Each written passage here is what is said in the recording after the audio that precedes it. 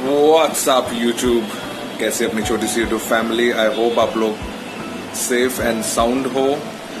भाई पेट्रोल का rate 110 in Mumbai, diesel is 101, CNG 2 रुपया 26 पैसे से बढ़ा दिया गया है, पाइप्ड गैस 1 रुपये 1.25 पैसे से बढ़ा दिया है।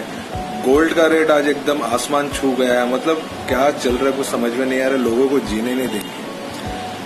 गवर्नमेंट जो है ये चीजें बढ़ाती जा रही है, इतना हायर टैक्सेस है कि richest billionaire Elon Musk, Tesla के जो ओनर हैं, उन्होंने कहा है कि इंडिया में धंधा करना सबसे बड़ी मुसीबत है, सबसे रिस्क है, बिकॉज इतने सारे टैक्सेस हैं। फॉर एग्जाम्पल, अगर एक 10 रुपए का चीज बनता है, 10 रुपीज 10 रुपए का चीज बनता है, तो उसे इंडिया में आने में वो चीज का भाव हो जाता है 100 रुपये, क्योंकि इस देश में, अपने देश में इतने सारे टैक्स हैं कि लोग करे तो क्या करे।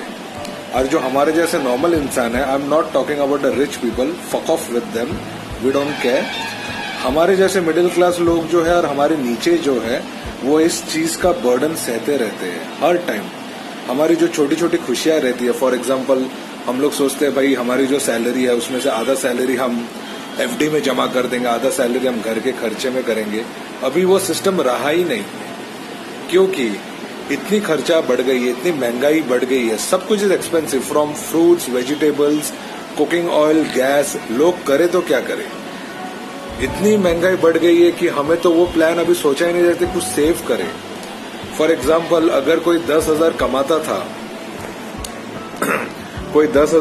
था तो वो सोचता था कि भाई मैं इसमें से 4,000 बैंक में या किधर सेव कर लूं और बाकी के जो 6,000 है वो मैं खर्चे में लगा दूं। अभी ऐसा नहीं है, अभी खर्चा है 20,000 पर अपना पगार है 10,000, उतना ही है, खर्चे बढ़ते जा रहे हैं।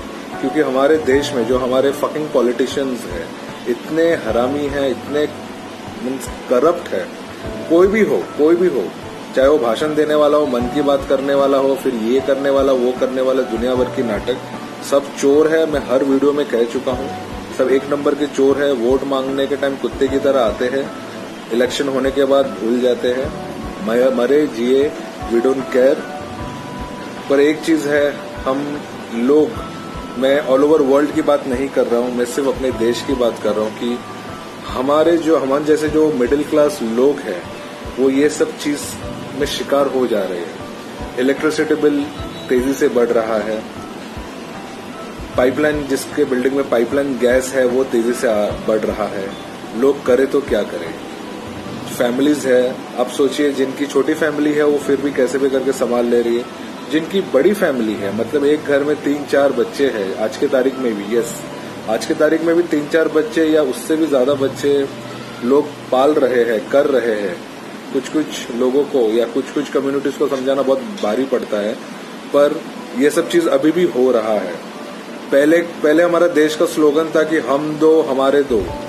अभी 2 स्लोगन्स आ गए, या तो हम दो हमारा एक, या सिर्फ हम दो, बस, और नहीं। मैं एग्जांपल देना चाहूंगा, मेरे एक कपल फ्रेंड है, उनकी शादी को 10 साल हो गए पर उनके कोई बच्चे नहीं है, क्योंकि वो मानते हैं कि इस फकिंग शिट दुनिया में, स्पेशली इन इंडिया, सब कुछ इतना करप्टेड है। From education to jobs and everywhere you have to bribe them, आपको रिश्वत देनी पड़ेगी। एजुकेशन के नाम पे तो आजकल बहुत कुछ झोलमाल चल रहा है। एजुकेशन तो एक बिजनेस हो गया सर, बिजनेस। पहले जहां पे 1,000 रुपए खर्चा होता था, अभी लाख रुपया खर्चा हो रहा है, क्योंकि जो बड़े बड़े लोग हैं उन लोग कॉलेज बिठा दे रहे हैं, एजुकेशनल इंस्टीट्यूट डाल दे रहे हैं, क्योंकि उनको पता है पब्लिक तो बढ़ रही है, पॉपुलेशन तो बढ़ रही है, बच्चे तो आएंगे पढ़ने के लिए, कैसे भी करके इन लोग को पैसा तो देना पड़ेगा। नहीं तो डिग्री नहीं मिलेगी, डिग्री नहीं रहेगी तो जॉब नहीं होगा। तो इस तरीके से हम लोगों को टारगेट किया जा रहा है, मतलब जीने नहीं देंगे, मरना ही है। इसीलिए वो मेरे कपल फ्रेंड्स लोग ने ठान ली है कि हम हमारा बच्चा पैदा नहीं करेंगे, हम उसे इस जालिम दुनिया में सफर नहीं करने देंगे। मैं अभी भी कह रहा हूँ, बाद में भी कह रहा हूँ कि यहाँ पे अगर रहना है इंडिया में, तो इस कॉरपोरेट वर्ल्ड में या फिर इस बिजनेस सेक्टर वर्ल्ड में, जहाँ पे corruption is number 1, yes number 1, from politician to municipality, everywhere आपको रिश्वत देना ही पड़ेगा। यहाँ तक कि पुलिस लोग को भी रिश्वत देना पड़ता है। मैंने देखा है, खुद जीप लेके खड़े रहते हैं और वो हॉकर्स लोग से हफ्ता लेते रहते हैं। मतलब क्या होगा कुछ समझ में नहीं आता है। कोरोना वायरस चल रहा है, इतने सारे लोग चले गए। मेरे खुद के फैमिली में 2 लोग चले गए जो मतलब हमारे बहुत खास थे, करीब थे। उनका क्या फॉल्ट था? कुछ फॉल्ट नहीं था, बस वैक्सीन के नाम पे इतना ढिंडोरा पीट रहे हैं। वैक्सीन अवेलेबल नहीं है, पैसा दो तो अवेलेबल है, फ्री में अवेलेबल नहीं है। कुछ लोगों ने बहुत बड़ी बड़ी भाषण दी थी, कड़ाई भी अढ़ाई भी। अरे भाई इतना भाषण मत दो, जिसको वैक्सीन नहीं मिल रहा उसको वैक्सीन दो। जितना बोलो उतना कम, और जितना कम बोलो उतना ज्यादा सच्चाई सुनने में मिलेगी। ज्यादा कुछ नहीं बोलूंगा। जय हिंद, जय भारत।